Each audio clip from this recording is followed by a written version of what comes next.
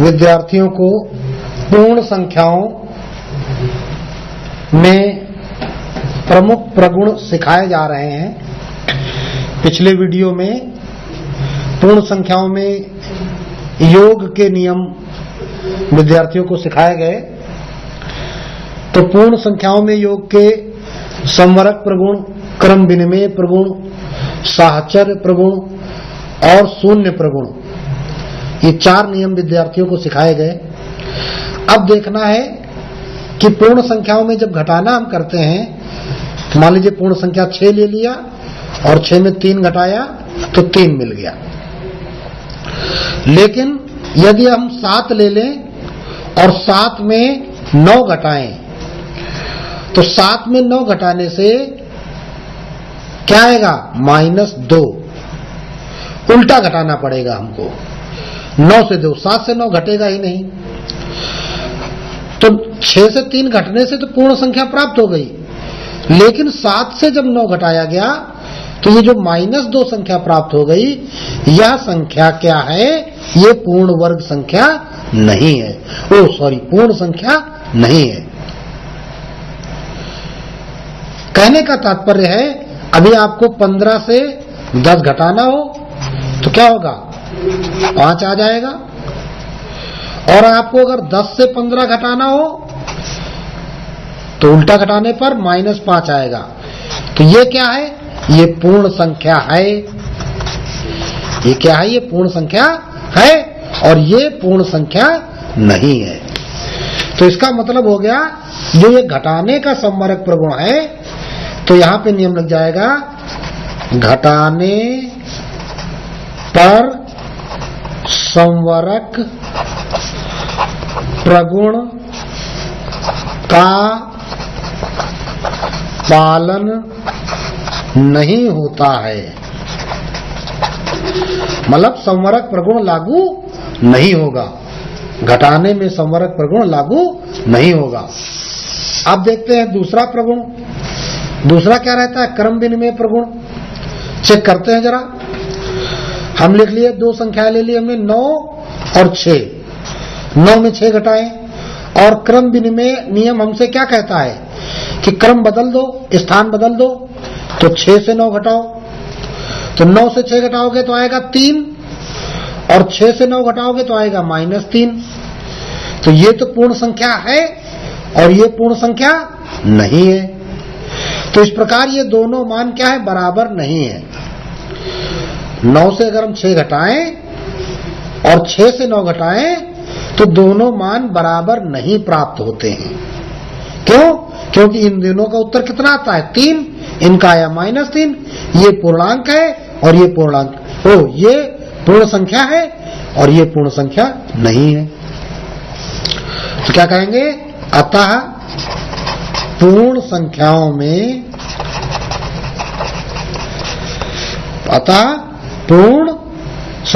में घटाने में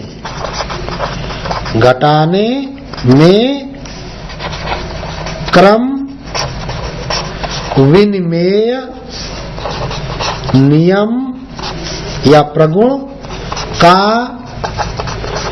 पालन नहीं होता है। घटाने में जो होता है वो क्रम विनिमय प्रगुण का पालन नहीं होता है। अब आते हैं अगला नियम, घटाने का साहचर्य प्रगुण देखते हैं। तो साहचर्य प्रगुण में क्या 3 संख्याएं ली जाती हैं? चलिए ले लेते हैं 6, 4 और 5। हमने 3 संख्याएं ले ली तो हम घटाने का निशान लगाएं, 6, 4, 5। तो अब यदि हम पहली दोनों संख्याओं को घटाकर तब तीसरी संख्या घटाएं, या दोबारा में आखिरी दोनों संख्याओं को घटाकर पहली संख्या से घटाएं, तो जरा देखते हैं क्या होता है। 6 से 4 घटाओगे 2, -5। अब 2 से जब 5 घटाओगे तो -3 आएगा। इधर देखते हैं, 4 से 5 घटाएंगे तो -1 और ये भी माइनस है, तो ये लिखा जाएगा और ये माइनस माइनस प्लस हो जाएगा और ये 6 1 7। तो यहां पर तो देखते हैं पूर्ण संख्याओं में क्रिया करने से इतना उत्तर आ रहा है और यहां इतना उत्तर आ रहा है। ये पूर्ण संख्या है किंतु ये पूर्ण संख्या नहीं है। इसका मतलब ये दोनों मान बराबर नहीं है। तो इसका अतः क्या लिखेंगे हम? घटाने पर पूर्ण संख्याओं में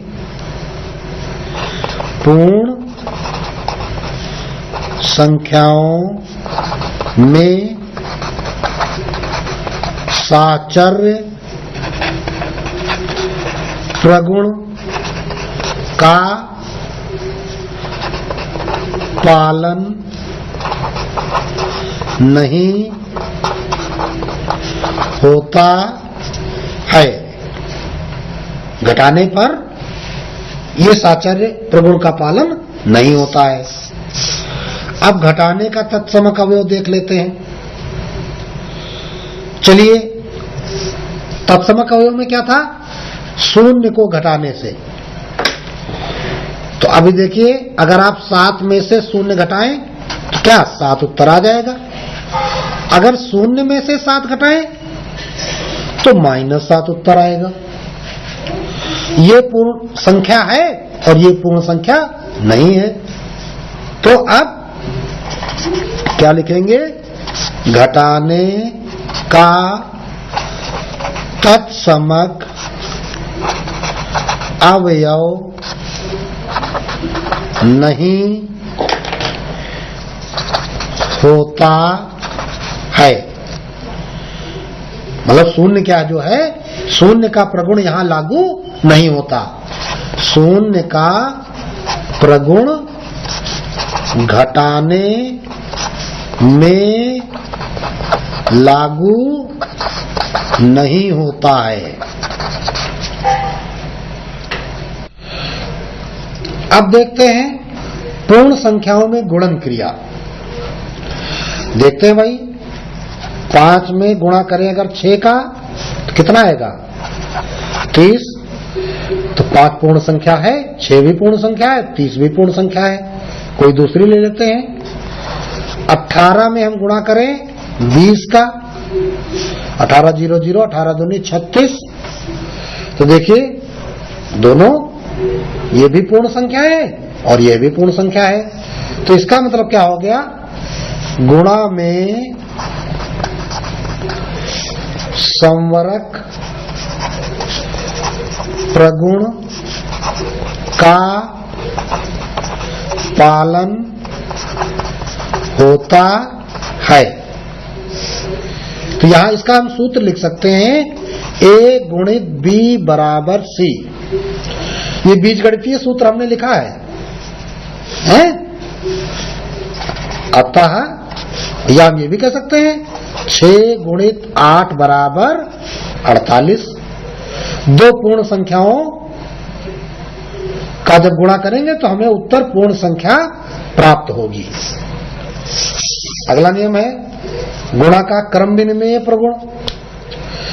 आप अगर दो संख्याएं ले लें, आपने ले ली 6 और 5, तो चाहे आप 6 में 5 का गुणा करें, चाहे आप 5 में 6 का गुणा करें, 6 पंचे 30 आएगा और 5 छक्का 30 आएगा। तो ये दोनों मान बराबर होंगे, अतः क्रम विनिमेय प्रगुण का पालन होता है। तो क्या लिखेंगे? गुणा में पूर्ण संख्याओं में क्रम विनिमेय प्रगुण का पालन होता है। तो इसका अगर बीजगणितीय सूत्र लिखना चाहो तो A गुणित B बराबर B गुणित A, ये इसका बीजगणितीय सूत्र है। ठीक। और गुणा में संवरक प्रगुण का ये बीजगणितीय सूत्र है। अब आते हैं गुणा में साहचर्य प्रगुण। अगला नियम आएगा गुणा का साहचर्य प्रगुण। साहचर्य प्रगुण में 3 पूर्ण संख्याएं ली जाएंगी, 3, 5, 7, 3, 5, 7 आपस में इनका गुणा करना है। तो चलिए भाई, पहले दोनों का, दूसरी बार में इनका। तो 3 पचे 15 गुणित 7, 15 सत्ते 135 और यहाँ 5 सत्ते 35, इधर 3, अब 3 पचे 15, 3 त्रिका 9, 1 10, 15 सत्ते 105 इधर होगा। तो देखिए दोनों मान बराबर हैं, तो इसका मतलब क्या हो गया, गुणा में साहचर्य प्रगुण का पालन होता है। तो लिखेंगे पूर्ण संख्याओं में गुणा में साहचर्य प्रगुण का पालन होता है। तो इसका बीजगणितीय सूत्र क्या होगा, a गुणित b गुणित c बराबर a गुणित आप b गुणित c। ये इसका बीजगणितीय सूत्र होगा। अब आते हैं गुणा का तत्समक अवयव। जैसे योग का तत्समक अवयव सीखा था कि 0 को जोड़ने से वही संख्या प्राप्त होती थी। तत्समक अवयव का मतलब होता है कि वही संख्या प्राप्त होना। जैसे हमने संख्या उठाई 9, तो 9 में हम काहे का गुणा कर दें कि हमें 9 प्राप्त हो। तो 9 में हम 1 का गुणा करेंगे तो 9 प्राप्त होगा कि नहीं होगा। मान लीजिए कोई दूसरी संख्या ले लेते हैं हम 908, तो इसमें अगर 1 का गुणा करेंगे तो 908 प्राप्त होगा। तो इसका मतलब क्या हो गया, 1 क्या है, ये गुणा का तत्समक अवयव है। तत्समक अवयव का मतलब कि जिसका गुणा करने से वही संख्या प्राप्त हो। तो क्या लिखेंगे, गुणा का तत्समक अवयव 1 होता है। गुणा का तत्समक अवयव 1 होता है। तो अब या ये भी कह सकते हैं कि पूर्ण संख्याओं में 1 का गुणा करने पर वही संख्या प्राप्त होती है। वही संख्या प्राप्त होती है। तो ये हो गया गुणा का तत्समक अवयव। तो हमने देखा कि गुणा में सभी नियमों का पालन हो रहा है, सभी प्रगुणों का पालन हो रहा है। एक नया प्रगुण गुणा में आता है, गुणा का योग पर वितरण प्रगुण। क्या होता है, जैसे जहां पर गुणा और योग दोनों क्रिया हो, 5 गुणित 6 प्लस 4 ये योग है और ये गुणा। 5 का गुणा हमें करना है 6 प्लस 4 के योग में। तो इसको अगर हम इस गुणा को ब्रैकेट खोलना चाहें तो 5 का गुणा 6 में भी होगा, 4 में भी होगा। किस प्रकार होगा, इसे 5 गुणित 6 प्लस 5 गुणित 4। ये जो 5 का गुणा हो रहा है, तो इस योग पर क्या हो रहा है, ये 5 दोनों जगह बट रहा है। ये 5 देखो 2 जगह पे बट गया। चेक कर लीजिए, 6 4 10 होता है और 10 में आप 5 का गुणा करेंगे तो कितना आ जाएगा, 50। इधर 5 6 का 30 प्लस 5 चौको 20, तो 30 20 50। तो देखिए ये मान बराबर है कि नहीं बराबर है। तो जो नियम हो रहा है, ये नियम का सूत्र है। तो अतः गुणा की संक्रिया में योग पर वितरण प्रगुण का पालन होता है। इसका सूत्र क्या होता है? a गुणित b प्लस c बराबर a गुणित b प्लस a गुणित c। ये इसका सूत्र होता है। अगला एक गुणा में शून्य का प्रगुण देख लीजिए। यदि आप 8 में 0 का गुणा करेंगे तो 0 आएगा। 101 में 0 का गुणा कर दीजिए 0। तो क्या उत्तर निकल रहा है? इसका मतलब पूर्ण संख्याओं में शून्य का गुणा करने पर गुणनफल शून्य प्राप्त होता है। ये हो गया शून्य का प्रगुण। तो गुणा में शून्य का प्रगुण क्या है कि गुणनफल सदैव शून्य प्राप्त होता है। तो गुणा में क्या हो गया कि सभी प्रगुणों का पालन हो गया। अब देखते हैं क्या भाग में भी ऐसा होता है। तो भाग में देखने के लिए क्या करेंगे? पहले भाग का समवर्ग प्रगुण चेक करें।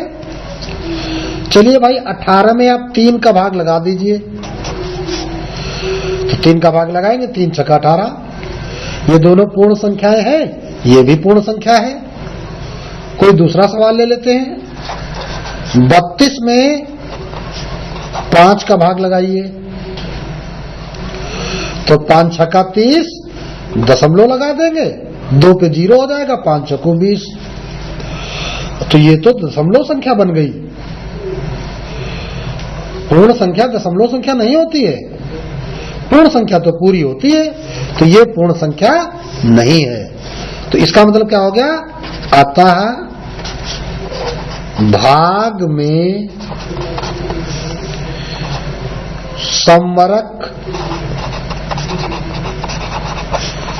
प्रगुण का पालन नहीं होता है। भाग में समवरक प्रगुण का पालन नहीं होता है। अब देखिए, एक गुणा पर अभी नियम रह गया था, उसको देख लेते हैं। गुणा पर घटाने का वितरण प्रगुण।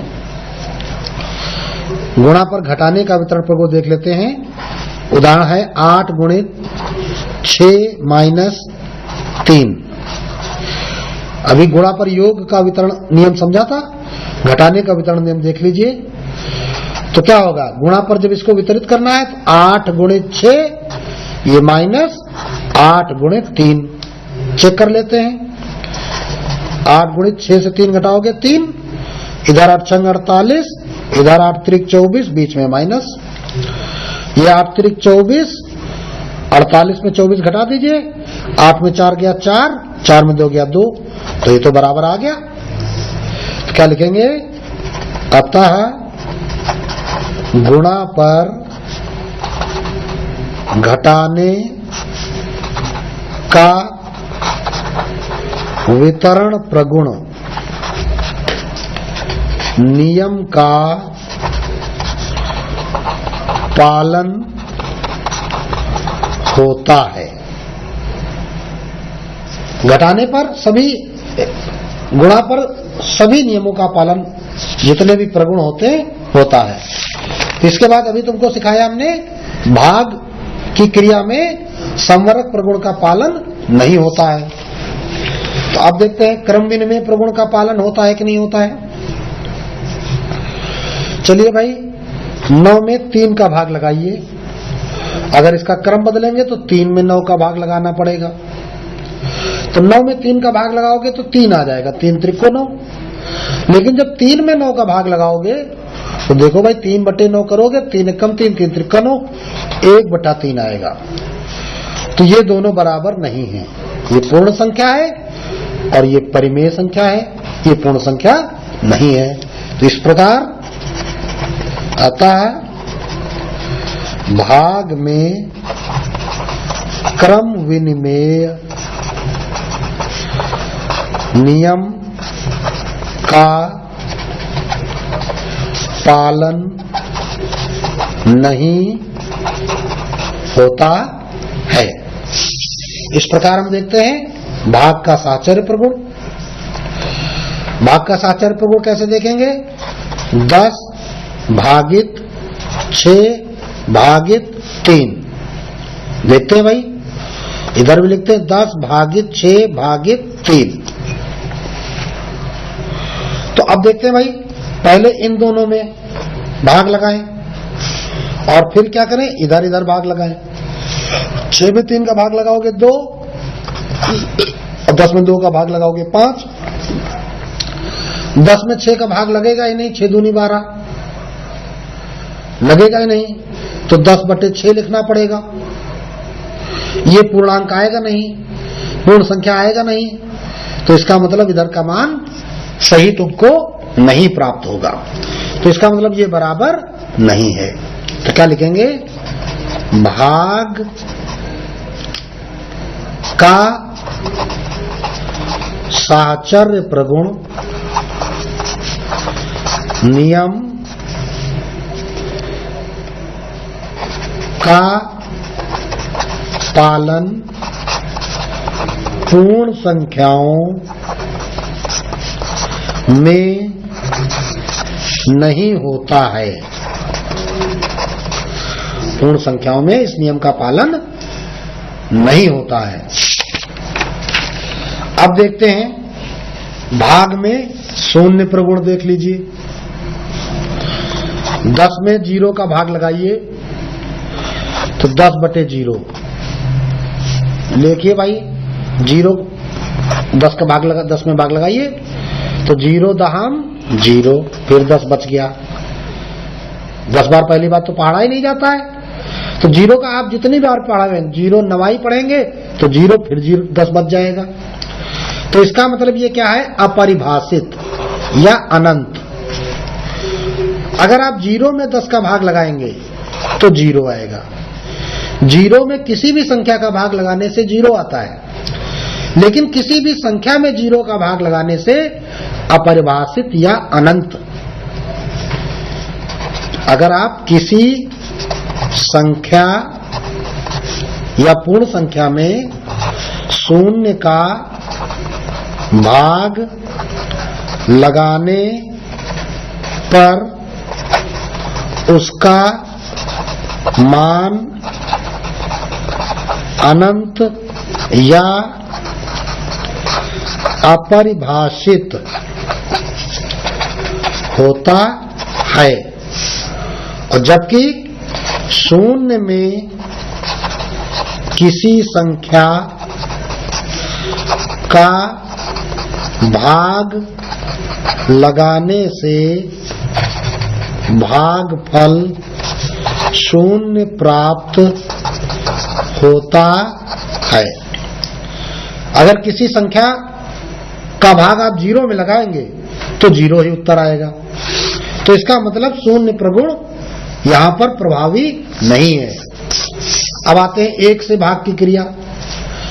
अगर आप 15 में 1 का भाग लगाएंगे तो 15 आएगा, ठीक है। तो किसी पूर्ण संख्या में 1 का भाग लगाने पर वही संख्या प्राप्त होती है। 1 का जब भाग लगाएंगे तो वही संख्या प्राप्त होती है। तो ये 1 से भाग की क्रिया हो गई। तो इस प्रकार आपने क्या देखा?